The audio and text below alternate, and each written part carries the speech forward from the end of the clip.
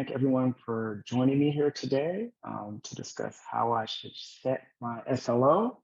My name is Jeremy Cooper. I'm a solutions engineer here at Noble 9. I have sort of a long history with monitoring and reliability. I worked my ranks through the technology side of the house, all the way from racking and stacking to being an admin of a variety of monitoring tools, including some that we actually currently ingest data from here at Noble 9. And now I'm at Noble 9 as a senior solutions engineer, which means that I work with customers, both pre and post sales, in regards to getting SLOs set up and getting the most value from Noble 9 so that they can actually provide a better customer experience for their users and be more reliable and do it in a cost-effective way. I'm going to assume that that everyone here is somewhat familiar with SLOs, so I'm not going to go too much into the definition of SLOs. So I want to jump into just giving you guys a little bit of background about the Noble 9 platform so you have an understanding of how it works. And actually, I have a slide for that. So I'll talk a little bit about Noble 9. I'll talk about some SLO assignments that you might get. And by that, I mean a ticket you may receive in Jira to create an SLO and just sort of the different forms of those that you get. And then we'll talk about setting up an SLO. And I'll also go into detail about how you do that within Noble 9 using our new SLI Analyzer feature, which I personally find to be pretty amazing. So with that, I'm going to turn off my camera because I'll be relying more on the slides and the visuals of walking you through the demo, but I'll still be here. So let me turn this off and move on to the next slide. All right, the Noble 9 platform is one that I'm really proud of and I find to be a pretty amazing tool. What it does is it gives customers or enterprises, big and small, the centralized place to be able to see observability data. And so we're actually able to bring in data from 23 plus data sources, as you can see on this slide here. We bring in your KPIs, which are typically turn into SLIs when you're creating an SLO. We can bring them in from a variety of places. And the beauty of that is now you have this centralized location. You don't have to have someone log into Datadog or into Splunk. The business has a tool that they can easily understand and get information from so they can make better business decisions without having to be in something that's super technical. As you guys are aware, SLOs help you choose where to invest your time so that you can deliver the right level of site reliability and performance. One of the things that often gets forgotten, especially by the business side, is that 100% reliability isn't achievable and that not every nine of reliability is worth the cost. Each additional 9 has an exponential cost. So for someone to say you want 5 nines of reliability may not be the most cost-effective way to go about improving things at your company. What SLOs do is they add context to metrics. That gives insights into the expectations and the trade-offs. So they help you make these business decisions so you can be more cost-effective and at the same time have customers that are more satisfied. In the process of doing this, you will rely on reporting. You're going to rely on data from a variety of sources. And lastly, you'll rely on proactive alerting. You want to get there before your customers realize things. You want to be able to notice a trend and address it before your customers get upset, before those customers are posting something on Twitter about the poor reliability that they experienced from your service. So I want to move on and talk. Let me switch slides here. I'm going to put this up about SLI Analyzer, but I really want to talk about some of the ways that you get assigned, right? So, every SLO that you're asked to create doesn't look the same. Sometimes you're given an objective and it's dictated by a contract, right? So you may get an SLO, may get asked to create an SLO that is basically tracking an SLA. And an SLA, as I assume you guys know, is a contractual obligation for a particular level of service. These are really easy to create within Noble 9. You can create them within the UI, or you can create them using SLOs as code via YAML. Very easy to do, and especially since you were given the objective that you needed to shoot for, piece of cake, right? The next type of assignment that you might get is a new service, right? So there was a project, a team was asked to build a service. Typically now, I would hope that they're asked to build a service with a certain level of reliability. So if it's a database, hopefully it will be built with a certain latency, availability, and they would commit to maintain that level of service. So again, you actually have an objective that you're shooting for that was dictated by the project or committed to by the team that was building this particular service. The third ones are the ones that we're going to talk mostly about today. They're a little bit trickier.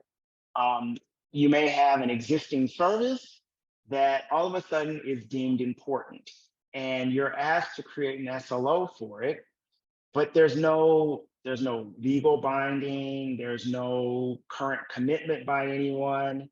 It's possibly a legacy database, but there needs to be an SLO because we all know that SLOs are very beneficial to making the business run smoothly, not having conflicts between different departments, and just making it easier to maintain that level of reliability for customers, both internal and external.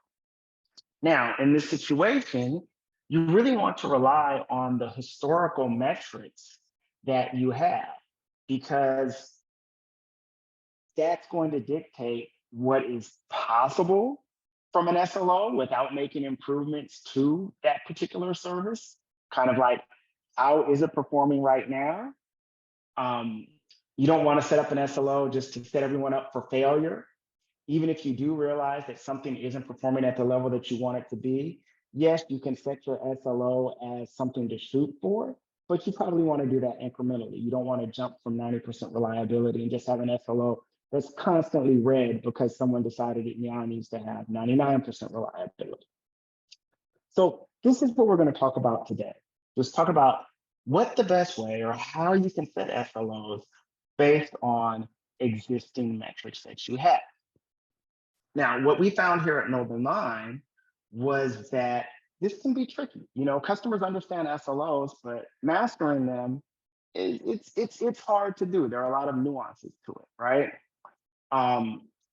Our goal here is to help customers improve their reliability, and we do that by creating meaningful and actionable SLOs. It's one of our core goals. It's why I'm here. It's what I enjoy doing. And one of the tools that Noble 9 has created to really help with that, and it makes my job a lot easier, is SLI Analyzer. SLI Analyzer allows you to actually retrieve historical data from your systems, bring it into Noble 9, and do SLO analysis on it. So what does that mean? That means that now you can create your SLOs a lot easier. You can review what a performance would be like before you've created the SLO without firing off alerts to people that are inaccurate. It also can help you understand your current level of reliability. So you could pull in the previous month's worth of data, look at it and say, okay, even though we weren't monitoring this right now, this is what a realistic SLO would be based on the historical data that we have. So it's very powerful. And I'd actually like to show it to you guys today. So we're gonna actually start flowing. I don't know where my slide went. But let's get out of slides and we'll actually hop into Noble 9. There we go. Yeah, we're supposed to start flowing. But let's hop into Noble 9. This is a Noble 9 grid view. It's one of the main places in Noble 9 that you'll see your SLOs. But today we're actually going to go over to SLI Analyzer. Now, as I mentioned, SLI Analyzer is the way that you can bring in historical data on the fly so that you can create a new SLO with some knowledge, right? Not wasting your time. So In this example today, I want to walk through creating, using SLI Analyzer to create an SLO for a load balancer at AWS. So from here, I would simply click on this plus page. Now we're on the Analyzer page. So we're just going to put this here as, we'll just say webinar analysis. As I mentioned, Noble9 can bring in data from a variety of places. In this case, I'm going to grab some CloudWatch data. And for CloudWatch is actually the one that takes a little bit longer to create just because it has a variety of metrics to search for the data. It doesn't necessarily have a query language like New Relic or Datadog, where you actually at this step, I'd just be putting in the query from my other tool and boom, I'd be done. So bear with me while I copy over some of the metrics. I just want to walk you through what the creation process looks like, and then we'll hop over to one that's already created. So for AWS, you have your namespace, you're going to have the metric that we're looking for. In this case, we're looking for target response time. This is one of the metrics that our team uses here at Noble9, our SREs. And we're going to grab this P95 here. Now for SLI Analyzer for CloudWatch, the max you can grab is 15 days. For some of the other tools, it goes all the way up to 30 days. So we'll just set this one for 7 days. We'll use the UTC time zone, and I'll click, oh, actually, you know what? I made a mistake. So I'll click here. I'll go through this really quickly one more time. Sorry about that.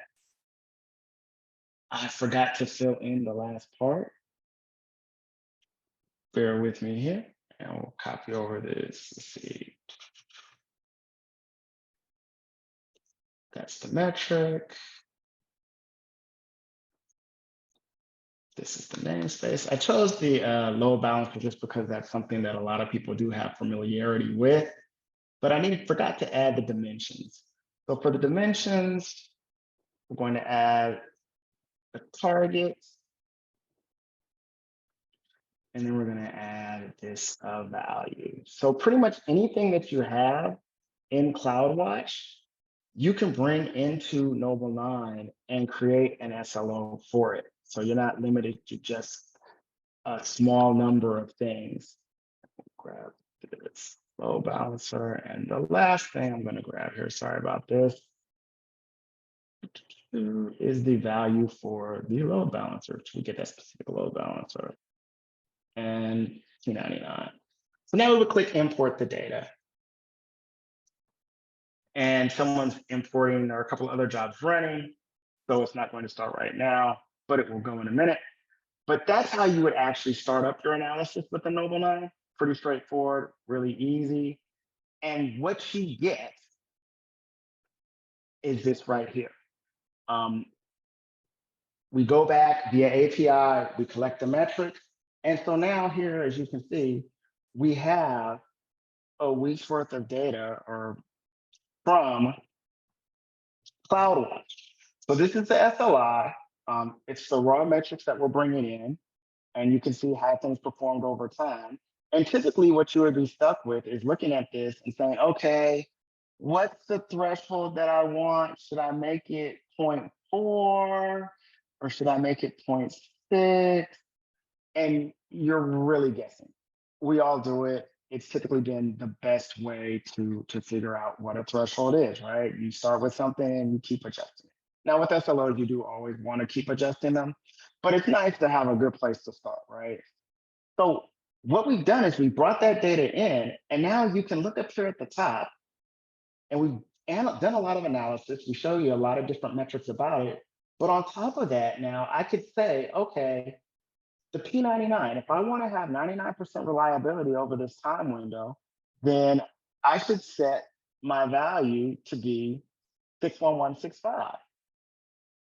I could set it to be 61165, probably should add that decimal there, hit analyze, and within 20 seconds, what we will do is we will analyze the SLI against the objective that you set for it.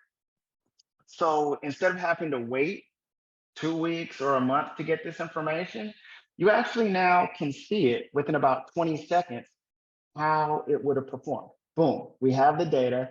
So now I know that if I wanted to have 99% reliability, that would be the threshold. Simple as that, right? But it gets better because now I could actually take this and I could go back and tweak it some more if I wanted to. I could say, okay, well, what if I make this zero point 0.5? That's what they said. They said they wanted to have a target of 500 milliseconds. Well, okay, if 500 milliseconds is your target, now I can play with this and I can see, okay, at 500 milliseconds, this is the level of reliability that you actually have. This is where we're at right now. So either your request is unrealistic or your request, it fits into how we've been performing historically. So I think this really adds a lot of value for getting things off to the right start. And actually below this, we even give you the SLI value distribution. So it's kind of like a histogram chart. So you could actually see where the median is of the data that you brought in. So you could see, okay, by setting this SLO, are we excluding a whole ton of outliers, or it's pretty much everything grouped together? And this is all information that you wouldn't have had access to before without SLI Analyzer. From here, we could actually create an SLO. So based on what we set up, we could choose a service. I'm gonna put this one in ALB. We've already filled in the data for you, so you don't have to retype it. Everything's there.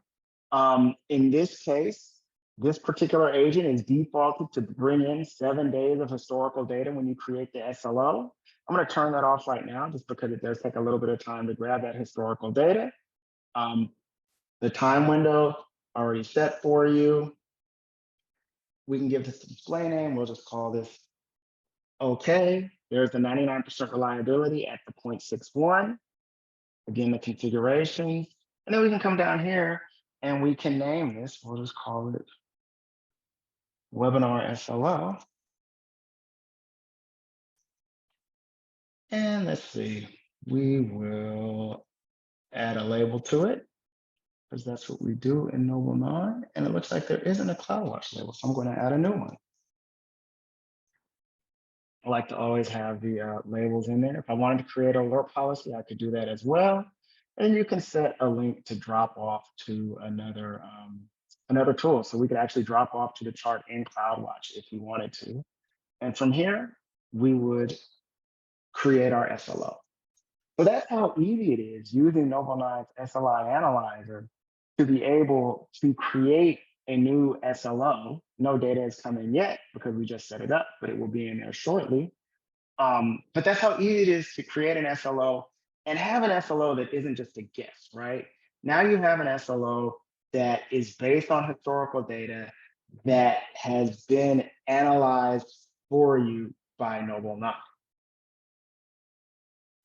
So I hope that you've seen today how easy it is to create SLOs within Noble 9. It would be even faster if you had to, you were given the objectives, right? You wouldn't have to do the analysis. But if you're not given objectives, now you can do the analysis and you can actually create SLOs that are meaningful. So at this point in time, I'm open to take any questions. I also encourage you guys to give, and we see we have data. So that's how quickly we were able to start bringing in some data from CloudWatch into Noble 9 based on an SLO that had been analyzed for us. If you have any questions, feel free to ask. If you just want to jump into Noble 9, feel free to give our free tier a try, where you can actually create your own SLOs from one of the variety of data sources that we currently support. We have plenty of documentation that can help you get started. We have a thriving community of people that are interested in SLOs. We've created the SLO development cycle. So once you get in there, and this is open source, you can leverage this to help create SLOs at your company, whether you're using Noble 9 or not. And we also started and are still very active in OpenSLO, which is a way of creating SLOs as code that isn't specific to any particular tool. So OpenSLO can help you create SLOs in a variety of tools within and outside of Noble 9. And as Urza mentioned earlier, we do have SLOConf coming up very soon.